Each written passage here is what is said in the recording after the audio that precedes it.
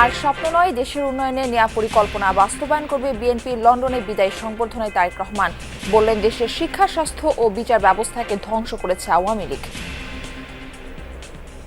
বহুল প্রত্যাশিত একটি নির্বাচন, যে নির্বাচনে মানুষ নিজে ঘর থেকে বেরিয়ে নিরাপদে যাবে, স্বাচ্ছন্দ্যে ভোট দিবে তার ইচ্ছা মতন, এরকম একটি প্রত্যাশিত দিন সামনে অপেক্ষা করছে।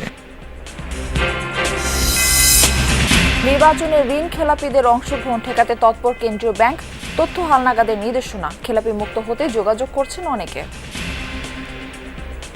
সিআইবিতে গ্রাহকদের হালনাগাদ তথ্য দিয়ে যেন সঠিকভাবে ইনপুট দেওয়া হয়, সেই ব্যাপারে আমরা কার্যকরী ব্যবস্থা নিচ্ছি। বাংলাদেশ ব্যাংকের যে সমস্ত গাইডেন্সগুলো আছে আমরা সেগুলির মোতাবেক কাজ করছি এবং অবশ্যই আমরাও চাই না খেলাপি গ্রাহকরা নির্বাচনে অংশগ্রহণ করুন।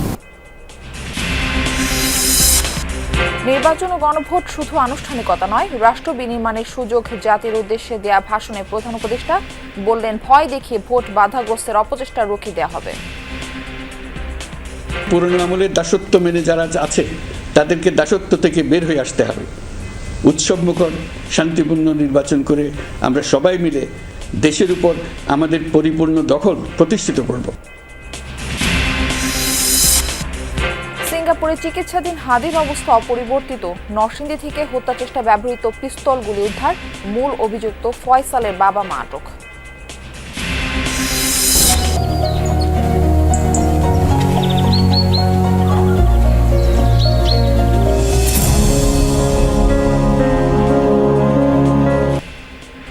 শীতের আগমনে কুয়াশা জড়ানো জড়তা নিয়ে চোখ মেলছে প্রকৃতি। উষ্ণতার খোঁজ আর পিঠাপুলিতে বুধ গ্রাম বাংলার মানুষ। শীত এবার মনে হয় বেশি হবে, একটু ঠান্ডাটা একটু বেশি হবে। আমাদের তো এটা মনে করেন প্রাকৃতিক সাথে মিশে গেছে। আগাম শীত আসে নাই, এবারে বেশি অনুভব হইতেছে।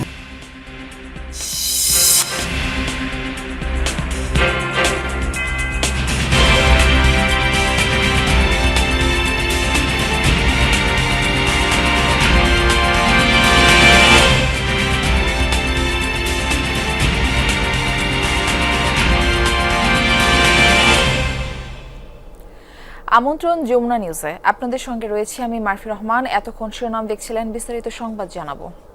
আর স্বপ্ন নয়, দেশকে এগিয়ে নিতে সুনির্দিষ্ট পরিকল্পনা করেছে বিএনপি। 12 ফেব্রুয়ারি নির্বাচনে বিএনপি জয়ী হলে দেশের উন্নয়নের সুনির্দিষ্ট পরিকল্পনা নিয়ে কাজ করা হবে। লন্ডনে বিদায়ী সংবর্ধনা ও বিজয় দিবসের আলোচনায় এসব কথা বলেন তারেক রহমান। তিনি বলেন, আওয়ামী লীগ 15 বছর ক্ষমতায় থেকে দেশের শিক্ষা, স্বাস্থ্য সহ বিচার ব্যবস্থাকে ধ্বংস করে দিয়েছে।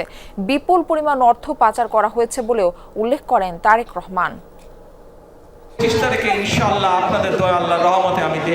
লন্ডনে বিজয় দিবসের আলোচনায় বিএনপির ভারপ্রাপ্ত চেয়ারম্যান তারেক রহমান দীর্ঘ 15 বছরের আওয়ামী লীগ সরকারের দুঃশাসনের চিত্র তুলে ধরেন। তিনি বলেন, হত্যা, নির্যাতন চালিয়ে ক্ষমতায় টিকেছিল স্বৈরাচার। দেশের ছাত্র জনতা জীবন দিয়ে আওয়ামী লীগ সরকারকে ক্ষমতাচ্যুত করে দেশকে স্বৈরাচার মুক্ত করেছে। এখন সময় এসেছে দেশ গঠনের।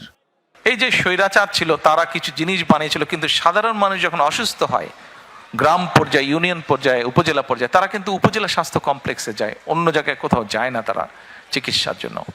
তার মানে মানুষ, প্রান্তিক মানুষ চিকিৎসার জন্য যতটুকু সুবিধা পাচ্ছে, তারা যে যাচ্ছে, তারা কিন্তু সেই বিএনপি যে করে আসছে সেখানেই তারা যাচ্ছে। তারেক রহমান বলেন, আওয়ামী লীগ দেশকে খাদের কিনারায় নিয়ে গেছে। দেশের শিক্ষা, স্বাস্থ্য ও আর্থিক খাত ভেঙে দিয়েছে পতিত সরকার। এখন আর স্বপ্ন নয়, পরিকল্পনা নিয়ে কঠিন পথ অতিক্রম করতে হবে বলে জানান তারেক রহমান। আমরা কোনো স্বপ্নের মধ্যে থাকতে চাই না। স্বপ্ন দেখতে দেখতে দেশ থেকে প্রতি বছর $16 বিলিয়ন পাচার হয়ে গিয়েছে। স্বপ্ন দেখতে দেখতে দেশের অর্থনৈতিক অবস্থা, দেশের শিক্ষা ব্যবস্থা, দেশের কৃষি ব্যবস্থা, দেশের রাস্তাঘাট, দেশের আইন আদালত, আইন শৃঙ্খলা সবকিছু ভেঙে চুরমার হয়ে গিয়েছে। বিএনপি ক্ষমতায় গেলে দেশ গঠনের নানা পরিকল্পনার কথা তুলে ধরেন তারেক রহমান। তিনি 31 দফা কর্মসূচি তুলে ধরেন। স্বৈরাচার পতনের 2.5 বছর আগে বাংলাদেশের মানুষের সামনে আমরা 31 দফা সংস্কার কর্মসূচি উপস্থাপন করেছিলাম, মনে আছে আপনাদের? দেশ গঠনে শহীদ প্রেসিডেন্ট জিয়াউর রহমান ও বেগম খালেদা জিয়ার নানা উদ্যোগের কথা তুলে ধরেন তারেক রহমান। জিয়ার সময় গার্মেন্টস শিল্প ও রেমিটেন্স আয়ে সাফল্য অর্জন করছে বাংলাদেশ। তিনি বলেন, নারী শিক্ষায় খালেদা জিয়ার অবদান সারা বিশ্বে প্রশংসিত হয়েছে। দেশনেত্রী খালেদা জিয়ার সরকার বাংলাদেশের মানুষের দ্বারা নির্বাচিত হবার পরে কিভাবে আবার ধীরে ধীরে ধীরে দেশকে গড়ে তুলতে সক্ষম হলো। আমরা দেখেছি সেই সময় কিভাবে দেশে আবারও শিল্প কারখানা স্থাপিত হলো। তারেক রহমান বলেন, দেশের বিরুদ্ধে এখনও ষড়যন্ত্র অব্যাহত আছে। এসব ষড়যন্ত্র প্রতিহত করতে মানুষকে সচেতন করার পাশাপাশি সজাগ থাকার আহ্বান জানান তিনি। ৭১-এ যারা ষড়যন্ত্র করেছিল, ৭৫-এ যারা ষড়যন্ত্র করেছিল, ৭ই নভেম্বরে পরাজিত হয়েছিল, ৮১-তে যারা ষড়যন্ত্র করেছিল, ৯৬-তে যারা ষড়যন্ত্র করেছিল, পরবর্তীতে যারা ষড়যন্ত্র করেছে, তাদের ষড়যন্ত্র কিন্তু থেমে নেই। লন্ডন থেকে ফেরার দিন বিমানবন্দরে কর্মী সমর্থকদের উপস্থিত না হওয়ার আহ্বান জানান তারেক রহমান। বলেন, এতে বিদেশে দেশের ভাবমূর্তি নষ্ট হবে। দয়া করে কেউ আপনারা এয়ারপোর্টে সেদিন যাবেন না। অনিক রহমান, যমুনা নিউজ। ঋণ খেলাপিদের আসন্ন জাতীয় নির্বাচনে অংশ নেওয়া ঠেকাতে তৎপরতা বাড়িয়েছে বাংলাদেশ ব্যাংক। খেলাপি গ্রাহকদের তথ্য হালনাগাদে বাণিজ্যিক ব্যাংকগুলোকে নির্দেশনা দিয়েছে নিয়ন্ত্রক সংস্থা। সেই অনুযায়ী চলছে কার্যক্রম। বিশ্লেষকরা বলছেন, নৈতিকভাবেই কোনো ঋণ খেলাপির নির্বাচনে অংশ নেওয়ার সুযোগ থাকা উচিত নয়। তবে এবার ব্যাংকের ফি বা চার্জ বকেয়া থাকলে কেউ খেলাপি বিবেচিত হবে না। 2026 সালের ফেব্রুয়ারি মাসের 12 তারিখ রোজ বৃহস্পতিবার ৩০০ আসনে ত্রয়োদশ জাতীয় সংসদ নির্বাচনের তফসিল ঘোষণা করেছে নির্বাচন কমিশন। ঘোষণা অনুযায়ী 12 ফেব্রুয়ারি অনুষ্ঠিত হবে ভোট গ্রহণ, আর মনোনয়নপত্র দাখিলের শেষ দিন 29 ডিসেম্বর। সঞ্জিদা ইসলাম তুলি, ঢাকা 15। এরই মধ্যে দলীয় প্রার্থিতা ঘোষণা করেছে বিএনপি, জামাত, এনসিপি সহ বেশ কয়েকটি রাজনৈতিক দল। এর বাইরে সম্ভাব্য প্রার্থীরাও শুরু করেছেন নির্বাচনী প্রচারণা। আইন অনুযায়ী কোনো ঋণখেলাপি জাতীয় নির্বাচনে অংশ নিতে পারবে না। বিষয়টি নিশ্চিতে তৎপর হয়েছে বাংলাদেশ ব্যাংকও। ঋণের তথ্য হালনাগাদে নির্দেশনা দেওয়া হয়েছে বাণিজ্যিক ব্যাংকগুলোকে। ব্যাংক লুটেরা হোক আর উইলফুল ডিফল্টার হোক বা ডিফল্টার হোক, তারা কেউ যাতে সংসদে আমাদের প্রতিনিধি হিসেবে আসতে না পারে, সেটা প্রতিহত করতে। এরই হিসাবে আমরা ব্যাংকগুলোকে নির্দেশ দিয়েছি যে আপনারা সিআইবি রিপোর্টগুলো হালনাগাদ রাখবেন।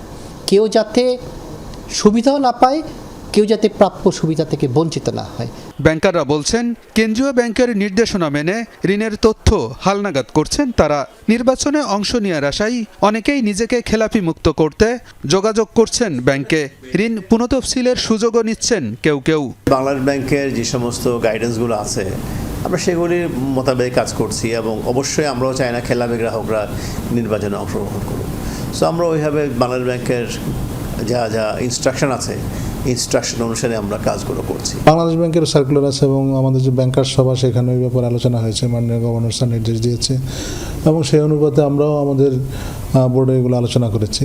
আমরা এই ব্যাপারে সজাগ আছি। আমাদের ব্যবস্থাপনা তথ্য বিভাগ এবং সমস্ত শাখা পর্যায়ে আমাদের সিআইবিতে গ্রাহকদের হালনাগাদ তথ্য দিয়ে যেন সঠিকভাবে ইনপুট দেওয়া হয়, সেই ব্যাপারে আমরা কার্যকরী ব্যবস্থা নিচ্ছি।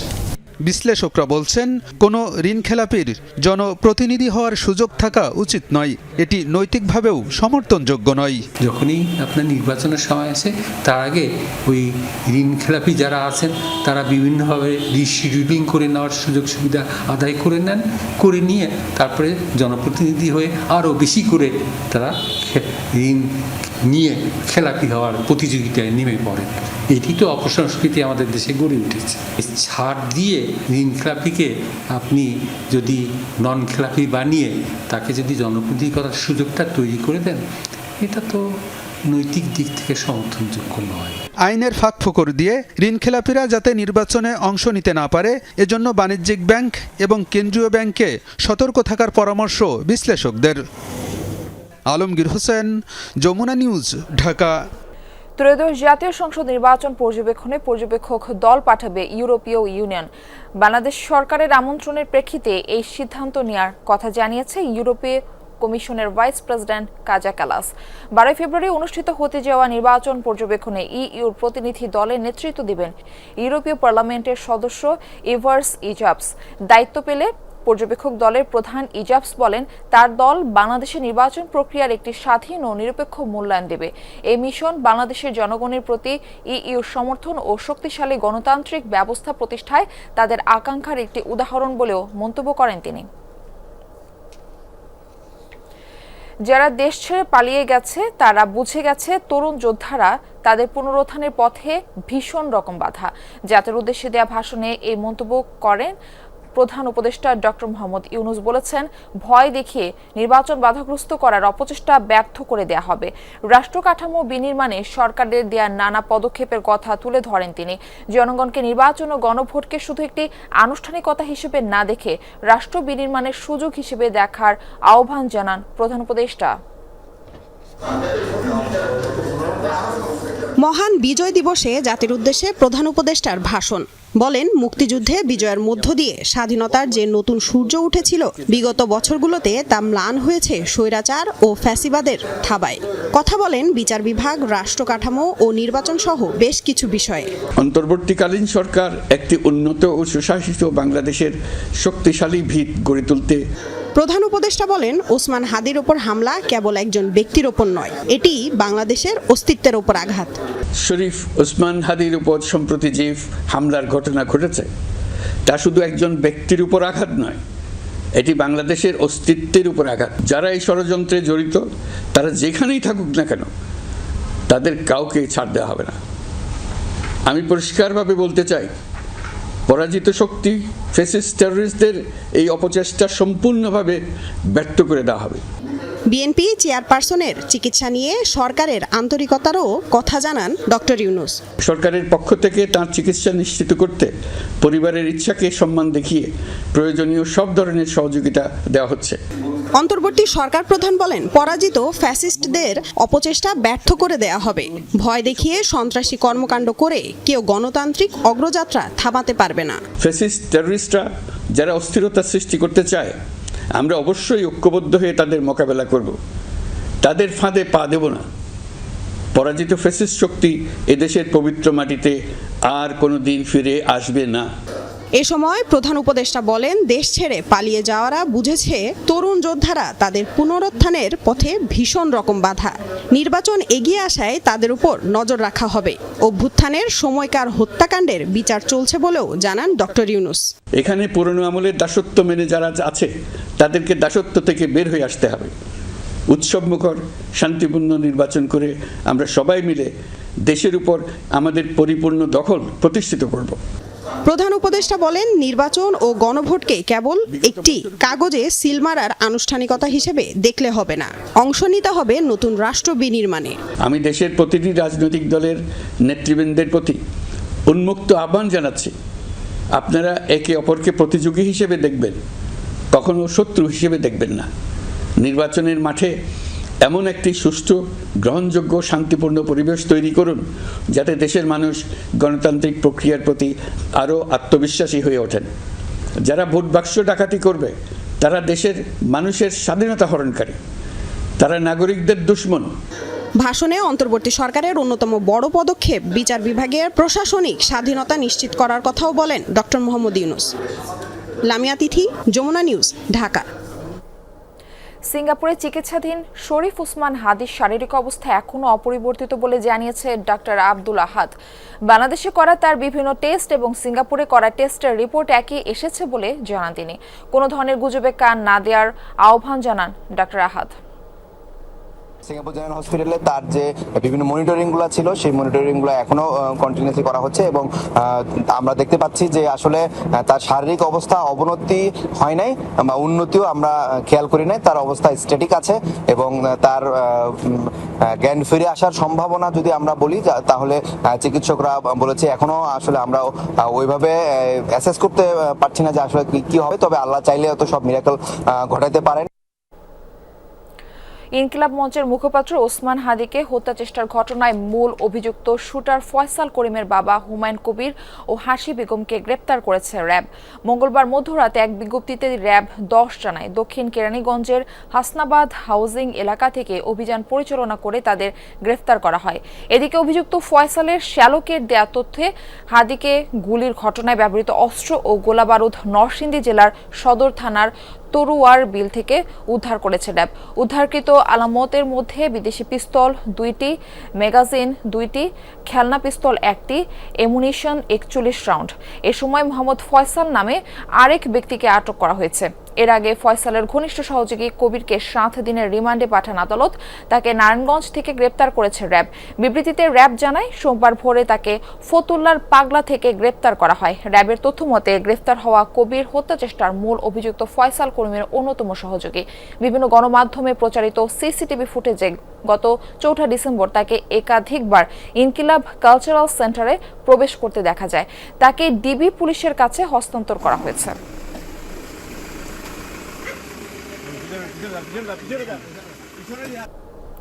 রাত নামলে কুয়াশার চাদরে ঢেকে যাচ্ছে প্রকৃতি। জুবুথুবু গ্রাম জেগে উঠতে কিছুটা সময় নেয় ভোরে। ততক্ষণে শিশির জমে ঘাসের ডগা নতুন কুড়ি কিংবা সবজির পাতায়, খেজুরের রস ডুবিয়ে মুড়ি কিংবা গুড়ের পিঠায় বুধ হয় সকালের আলো।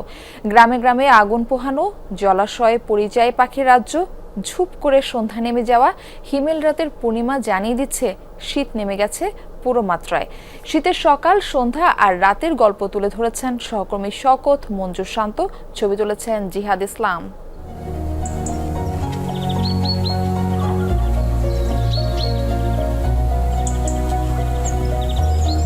কুয়াশার চাদর জড়ানো প্রকৃতি আড়মোড় ভাঙছে অলস সকালে, ঘুম ভাঙছে চিরায়ত গ্রাম বাংলার।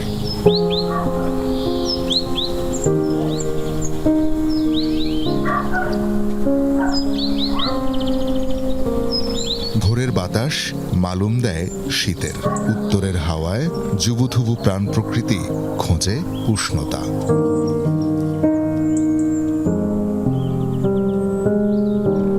শীত নেমেছে দেশের সবচেয়ে উত্তরের জনপদ তেঁতুলিয়ায়। মাঝে মাঝে এমন ঘন কুয়াশায় ঢেকে থাকছে চারপাশ। স্থানীয়দের মতে এবার শীত কিছুটা দেরিতে শুরু হয়েছে, যদিও প্রকোপ থাকতে পারে অনেক বেশি। কিন্তু শীতের আগমনে উৎসব শুরু হয়েছে এই জনপদে। শীতের প্রধান আকর্ষণ রসের হাড়ি, খেজুরের গাছের দিকে লোভাতুর দৃষ্টি ছেলে ছোকরাদের। পিঠাপুলি আর খেজুরের গুড়ের বদৌলতে সকালের নাশতাটা এ কদিন বেশ জমাট। শীত যেন এখানে উৎসবের আরেক নাম।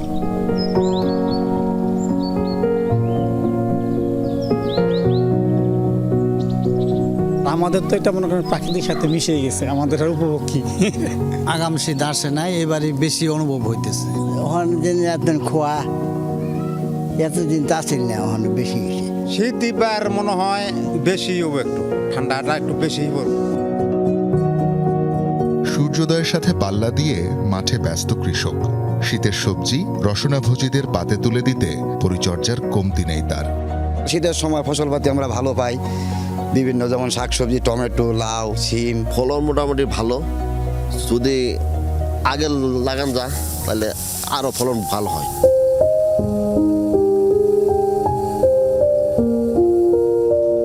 ধান কাটা হয়ে গেলে ফাঁকা মাঠ চলে যায় দুরন্ত শৈশবের দখলে। ঘরের উঠোন থেকে দিগন্ত অবধি তাদের বিচরণ দিনভর।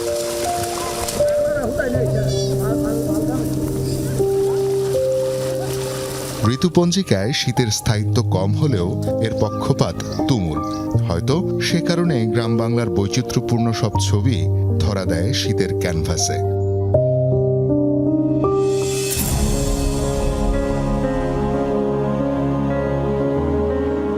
দিনের শেষ ভাগে জলাশয়ে পরিযায়ীর দল ডানা ঝাপটালে মরচে ধরে সূর্যের রঙে।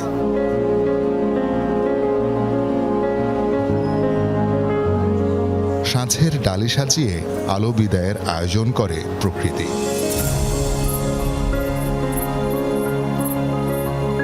দিন ফুরিয়ে রাত নামে জীবনানন্দের কবিতার মতো। রাত যৌবনা হয় কালো ভ্রমরের রং নিয়ে। শুক্লপক্ষে তাতে বাদ সাধে এক থালা চাঁদ। পূর্ণিমার নরম আলো জেঁকে বসেছে গ্রামে। কুয়াশায় মাখামাখি হয়ে সে এক অদ্ভুত মোহনীয় সৌন্দর্যে ভরিয়ে তোলে চারপাশ। শীত এভাবেই জবাট বাঁধে সবুজের গন্ধ মেখে, শব্দহীন, নিশ্চুপ, হিমহিম আবেশে। শওকত মঞ্জুর শান্ত, যমুনা নিউজ, পঞ্চগড়। দর্শক, এই পর্যায়ে শীতকালীন সবজির বাজার সম্পর্কে জানবো। রাজবাড়ী থেকে আমাদের সঙ্গে যুক্ত হচ্ছেন আমাদের সহকর্মী রুবেলুর রহমান। যাচ্ছি তার কাছে। রুবেল, আপনার কাছে একটু জানতে চাবো, শীতে কুয়াশার প্রভাব কেমন পড়েছে বাজারে, ক্রেতারা কি বলছেন, কি ধরনের সবজি এখন বাজারে পাওয়া যাচ্ছে, সব মিলিয়ে আমাদের জানাবেন। মারফি, আমি প্রথমেই বলে রাখতে চাই, আমি এই মুহূর্তে রয়েছি রাজবাড়ী জেলা শহরের যে বড় বাজার, সেই বড় বাজারটিতে রয়েছি। তো শীতের আসলে ধীরে ধীরে শীতের প্রকোপ বাড়লেও কিন্তু যে কুয়াশার যে বিষয়টি এখনো কিন্তু সেভাবে পরিলক্ষিত হয়নি। বাজারে কিন্তু শীতকালীন যে সবজি, সেই সবজি বাজার যদি আমরা বলি তাহলে বাজারে কিন্তু শীতকালীন প্রায় সব ধরনের সবজি কিন্তু এখন বাজারে পাওয়া যাচ্ছে। প্রকারভেদে 80 টাকা থেকে শুরু করে 15 টাকা কিন্তু দরে এই সবজিগুলো বিক্রি হচ্ছে। তো আমি সকালে এসে যারা ক্রেতা রয়েছেন বা যারা বিক্রেতা রয়েছেন তাদের সঙ্গে কথা বলেছি, তারা কিন্তু জানিয়েছেন যে গত সপ্তাহে যে সবজির বাজারটা ছিল তার থেকে কিন্তু এখন সবজির বাজারটা অনেকটা অংশেই কমে এসেছে। প্রকারভেদে যে বিশেষ করে টমেটোটা, সেই টমেটোর বাজারটা এখন সর্বোচ্চ 80 টাকা কেজি দরে বিক্রি হচ্ছে। এছাড়া অন্যান্য যে সবজিরা রয়েছে সেগুলি কিন্তু দেখা প্রকারভেদে বলা চলে 40 থেকে 50 টাকার মধ্যে কিন্তু সব ধরনের সবজির বাজার রয়েছে। তবে সবচেয়ে বেশি দাম কমেছে কিন্তু যে শীতকালীন সবজি, বাঁধাকপি, ফুলকপি, বেগুন, লাউ, শিম, এইসব জাতীয় সবজির কিন্তু বাজারটাই কমে এসেছে। আজকে কিন্তু আমরা দেখেছি 15 থেকে 20 টাকার মধ্যে বাঁধাকপি, ফুলকপি বিক্রি হচ্ছে, আলু বিক্রি হচ্ছে 20 থেকে 30 টাকা কেজি দরে, বেগুন বিক্রি হচ্ছে 50 টাকা এবং কাঁচামরিচ বিক্রি হচ্ছে 50 থেকে 60 টাকার মধ্যে। এছাড়া উস্তাদ রুবেল, ধন্যবাদ আমাদের সঙ্গে যুক্ত হবার জন্য। বরিশালে বেসরকারি বিশ্ববিদ্যালয় ইউনিভার্সিটি অব গ্লোবাল ভিলেজের চেয়ারম্যানের বিরুদ্ধে জালিয়াতির অভিযোগ উঠেছে। অন্যের জমি নিজের দেখিয়ে রেজিস্ট্রি করেছেন বিশ্ববিদ্যালয়ের ট্রাস্টের নামে। যমুনার অনুসন্ধানে এই জালিয়াতির প্রমাণও মিলেছে।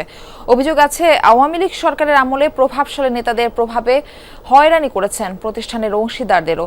বিস্তারিত কাউসার হোসেনের প্রতিবেদনে থাকছে। 2016 সালে অনুমোদনের পরের বছরই শিক্ষা কার্যক্রম শুরু করে Barishal university of global village. বিশ্ববিদ্যালয় মঞ্জুরি কমিশনের নিয়ম অনুযায়ী 7 বছরের মধ্যে স্থায়ী ক্যাম্পাসে যাওয়ার কথা থাকলেও 9 বছর ধরে 3টি ভাড়া ভবনে চলছে প্রতিষ্ঠানটির কার্যক্রম। কারণ খুঁজতে গিয়ে যমুনা টিভির হাতে আসে চাঞ্চল্যকর তথ্য। 2011 সালের 16 November university of global village ট্রাস্টের নামে 4% জমি রেজিস্ট্রি করেন প্রতিষ্ঠানটির চেয়ারম্যান ইমরান চৌধুরী। রেজিস্ট্রিকৃত দলিলে উল্লেখ করা হয়, বরিশাল সদর উপজেলার ইসাকাঠি মৌজার 1350 নম্বর এসে খতিয়ান এবং 1045 দাগ নম্বরের ওই জমির মালিক ছিলেন ইমরান নিজেই। অনুসন্ধানে দেখা যায়, ইসাকাঠি মৌজার 1350 নম্বর এসে খতিয়ানের 4% জমিতে বসবাস করছেন জেসমিন বেগম নামের একজন স্কুল শিক্ষিকা। 25 বছর আগে জমিটি কেনেন তিনি।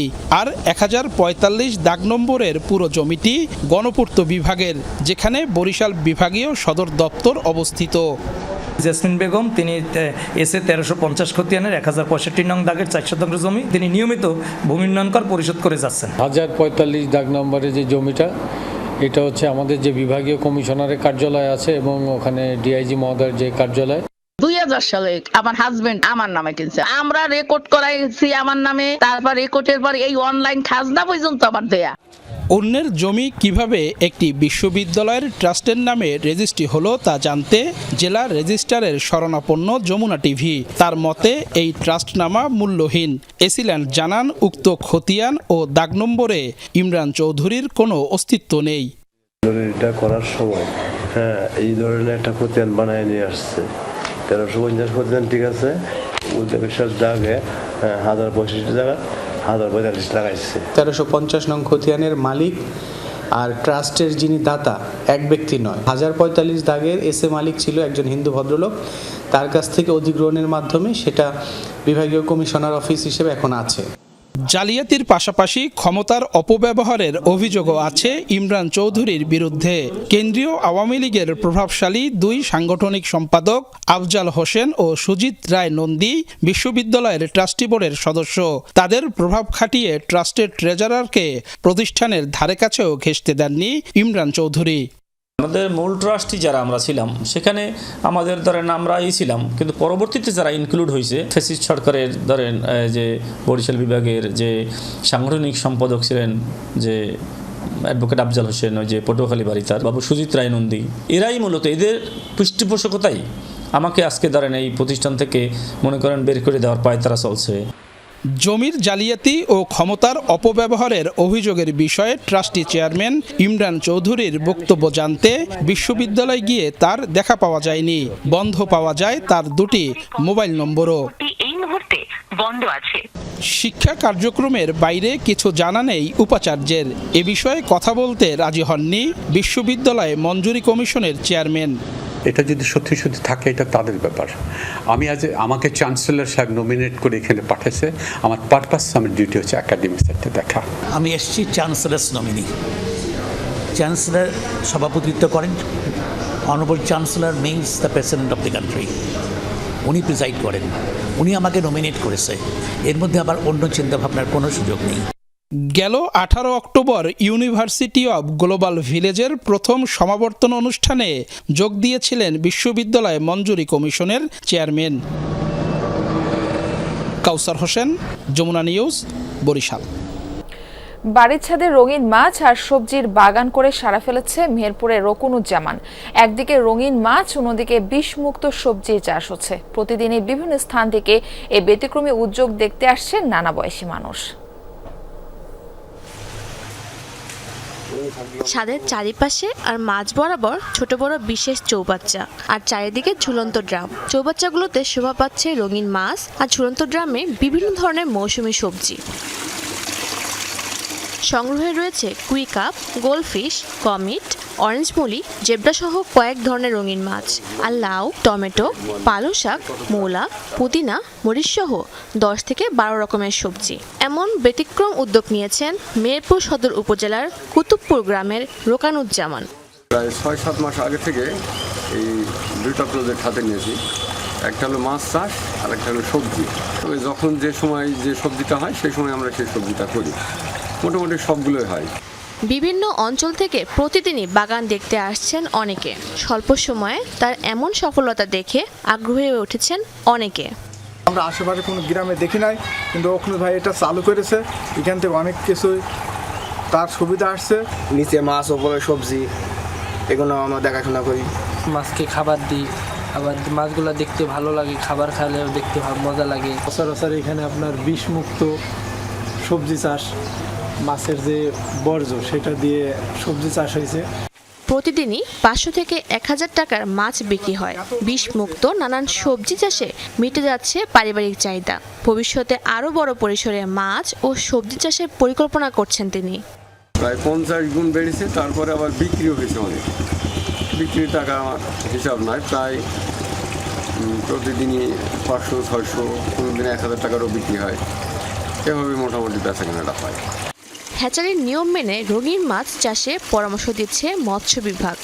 এই চাষগুলো ওনারা করছে সম্পূর্ণ নিজস্ব উপায়ে এবং ছাদ ব্যবহার করে। যারা আগ্রহী আছেন তাদেরকে আমরা এই বিষয়ে পরামর্শ দিই, এবং যারা নতুন চাষ করতে চান তাদেরকে এই বিষয়ে সতর্ক করে আমরা পরামর্শ দিচ্ছি। চৌবাচ্চা ও সবজি বাগান তৈরিতে খরচ হয়েছে 5 লাখ টাকা। স্বাধীন অন্তরা, যমুনা নিউজ। ডিলারদের কাছে ধর্ণা দিয়ে চাহিদার অর্ধেক সারও পাচ্ছে না রাজশাহীর কৃষকরা। ফলে রবি শস্য, বিশেষ করে পেঁয়াজ ও আলু চাষিরা পড়েছেন নিদারুণ বিপাকে। বাড়তি টাকা দিয়ে অনেকেই বাইরের দোকান থেকে সার কিনতে বাধ্য হচ্ছেন, সেখানে বস্তা প্রতি 400 থেকে 700 টাকা বেশি খরচ হচ্ছে। তাই উৎপাদন ব্যয় নিয়ে দুশ্চিন্তায় কৃষক। ডিলারদের দাবি, পর্যাপ্ত বরাদ্দ না আসায় চাহিদা মাফিক সার দিতে পারছেন না তারা। অথচ কৃষি অফিসের দাবি, সারের কোনো সংকট নেই। পাচ্ছি না, সারের খুব ক্রাইসিস। ফসলের মাঠ প্রস্তুত, কিন্তু ডিলারদের কাছ থেকে পাওয়া যায়নি চাহিদা অনুযায়ী সার।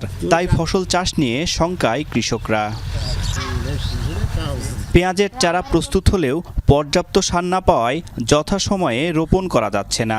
একই অবস্থা আলু, সরিষাসহ শীতকালীন অন্যান্য ফসলের।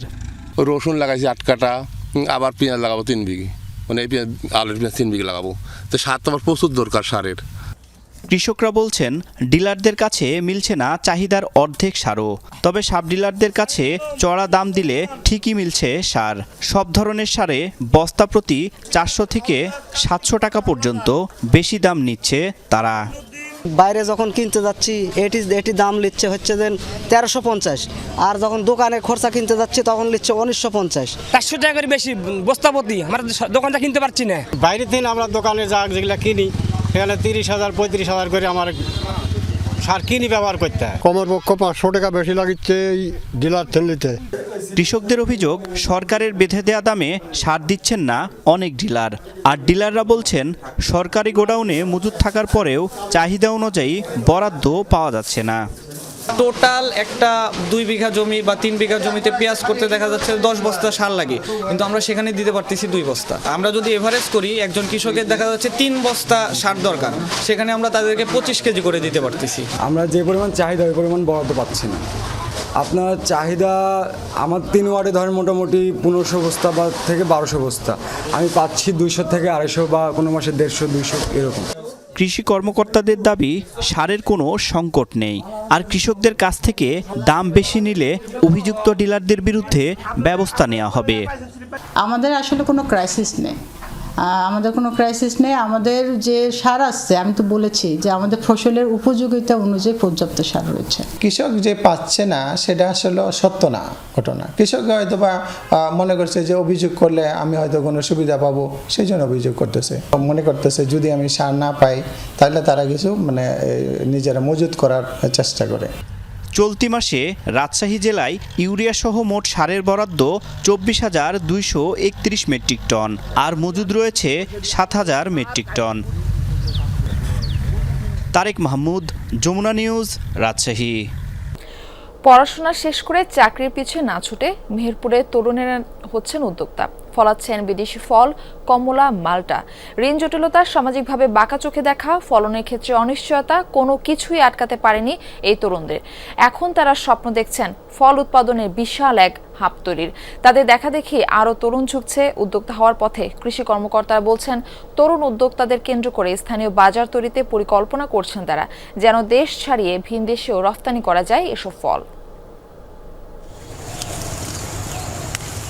মাল্টা একটি ক্রসবিট ফল।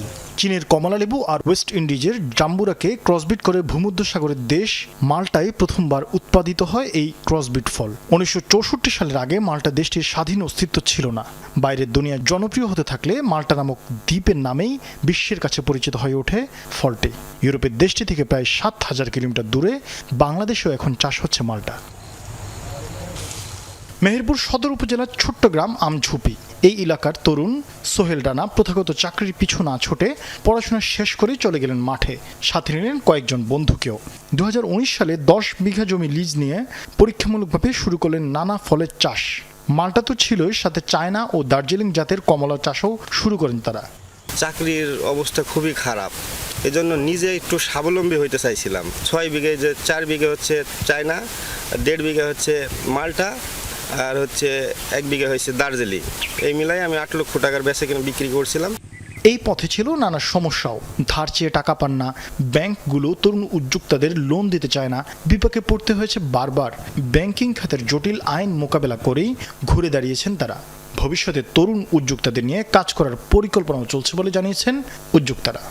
ব্যাংকওয়ালারা বলে যে আপনি তো প্রথম উদ্যোক্তা, আপনাকে তো টাকা পয়সা আমরা দিয়ে সাহায্য করতে পারবো না, হয় আপনাকে সরকারি চাকরি করতে হবে, আর না হলে আপনার 5-6 বিঘি জমি নিয়ে দেন, কাগজ নিয়ে দেন। ভবিষ্যতে আরও বড় জমি নিয়ে আমরা একটা মাল্টি প্রজেক্ট করতে চাই, যার ভিতরে সব রকম জিনিস থাকবে। এখন সোহেলদের বাগানে গেলেই দেখা মেলে গাছের পরিচর্যায় ব্যস্ত সবাই। আসছেন আরও উদ্যোক্তা, দেখছেন ঘুরে ঘুরে বাগান, নিচ্ছেন নতুন আইডিয়া। তারা বলছেন সোহেল রানার মতো ঝামেলা যেন না পড়েন, এই জন্য সহজ শর্তে ঋণ ও সরকারি প্রণোদনার কথা। বরিশাল থেকে লোক আসে, প্লাস ঢাকায় থেকে লোক আসে, সিলেট থেকে লোক আসে। গাছের গোড়াগুন পরিষ্কার পরিচ্ছন্ন করে রাখা অথবা বীজ দেওয়া গাছে, যে সব সময় আমরা এটা নিয়ে ব্যস্ত থাকি। যে বিদেশি ফল আমরা বিদেশ থেকে আমদানি করতাম, এখন দেশে আমাদের এই কমলা লেবু উৎপাদন হচ্ছে। জেলা কৃষি কর্মকর্তা বলছেন, মাটি ও আবহাওয়া ভালো থাকায় ফল চাষে লাভের মুখ দেখছেন উদ্যোক্তারা। ফলের বৃহৎ বাজার তৈরির কাজও চলমান রয়েছে বলে জানান তিনি। তরুণ উদ্যোক্তাদের আমরা বিভিন্ন জায়গায় পরিচিত করে দিচ্ছি এবং আমরা চেষ্টা করছি যে মেহেরপুরে একটা ফলের বাজার করার জন্য, যেখান থেকে তারা দেশের বাইরে বা দেশের ভিতরে যেখানে যেখানে চাহিদা আছে সেখানে ফলগুলো রপ্তানি করতে পারবে। মেহেরপুরে এবার 10 হেক্টর জমিতে কমলা ও 120 হেক্টর জমিতে চাষ হয়েছে মালটা। শরীফ ফারুকি, যমুনা নিউজ। দুর্দশার যেন শেষ নেই যুদ্ধবিধ্বস্ত আফগানিস্তানের মানুষের। আন্তর্জাতিক সহায়তা কমে আসায় চরম দুর্ভিক্ষের সাথে যোগ হয়েছে প্রতিবেশী দেশগুলো থেকে বিতাড়িতদের মিছিল। অনাহারী মানুষের সংখ্যা ছাড়িয়েছে 1,70,00,000। তীব্র অর্থনৈতিক সংকট ও প্রাকৃতিক দুর্যোগে আশঙ্কাজনক হারে বাড়ছে শিশু মৃত্যু। অসহায় আফগানদের এমন চরম বিপদে পাশে নেই দেশটির প্রশাসন কিংবা বিশ্বের প্রভাবশালী রাষ্ট্রগুলো। হাড় জিরজিরে সন্তানকে কোলে নিয়ে হাসপাতালের বাইরে দীর্ঘ অপেক্ষায় আফগান নারী সালেহা। কঙ্কালসার হয়ে আসা শিশুটিকে বাঁচাতে নিজের সর্বস্ব দিয়ে লড়ে যাচ্ছেন এই নারী। চরম খাদ্য সংকটে এমন দুর্ভিক্ষের শিকার আফগানিস্তানের প্রায় 1,70,00,000 মানুষ। অপেক্ষা, এক মুঠো খাবার, একটু চিকিৎসা আর মানুষের মতো বাঁচার জন্য একটা দিনের। যুদ্ধবিধ্বস্ত আফগানিস্তানে ক্রমে জটিল থেকে জটিলতর হচ্ছে দুর্ভিক্ষ পরিস্থিতি। এর সাথে যোগ হয়েছে শীতের তীব্রতা, বৈরী আবহাওয়া ও ক্ষুধার যন্ত্রণায় দীর্ঘ হচ্ছে সদ্য পৃথিবীতে আসা শিশুদের মৃত্যুর মিছিল। শীতের এই সময়টা আমাদের জন্য বেশ কঠিন। আমার মেয়েটি একদম কোলের শিশু। আমার স্বামী যা উপার্জন করে তা সব খাবার কিনতে কিনতেই শেষ হয়ে যায়। শীতের মধ্যে সন্তানকে একটু গরম জায়গায় রাখার একটা হিটার কেনার মতো সামর্থ্য নেই আমাদের। দীর্ঘ সংঘাত শেষে 2021 সালে মার্কিন সামরিক জোটের প্রস্থান ও তালেবান সরকার ক্ষমতায় আসার পর থেকেই দেশটিতে কমতে শুরু করে ত্রাণ ও জরুরি সেবা। এখন যা ঠেকেছে প্রায় তলানিতে। এর সাথে যোগ হয়েছে ভূমিকম্প, খরার মতো প্রাকৃতিক দুর্যোগের ধাক্কা। এত সব সংকটে ভঙ্গুর হয়ে পড়েছে আফগানিস্তানের অর্থনৈতিক অবকাঠামো। আশঙ্কাজনক হারে বেড়েছে খাদ্য, বাসস্থান সহ অন্যান্য মৌলিক চাহিদার সংকট। আমরা খুবই নাটকীয়ভাবে খাদ্য ও অন্যান্য সহায়তা বন্ধ হতে দেখেছি দেশটিতে। প্রতিবেশী দেশগুলো থেকে বিতাড়িত হওয়া আফগানদের পুনর্বাসন, দেশজুড়ে ব্যাপক খরা, খাদ্য সংকট, সব মিলিয়ে ভয়াবহ পরিস্থিতি আফগানিস্তানের। দরিদ্র আফগানরা এই শীত পার করতে পারবে কিনা তারও কোনো নিশ্চয়তা নেই। জাতিসংঘের বিশ্ব খাদ্য সংস্থার মতে মারাত্মক ঝুঁকিতে রয়েছে অন্তত 60 লাখ আফগান, যাদের ন্যূনতম খাদ্য সহায়তা দিতে সংস্থাটির প্রয়োজন অন্তত $46 কোটি। মরার উপর খাড়ার ঘা হয়ে এসেছে বিভিন্ন দেশ থেকে ফেরা লাখেরও বেশি আফগান শরণার্থী। সাবরিনা নুসরাত, যমুনা নিউজ।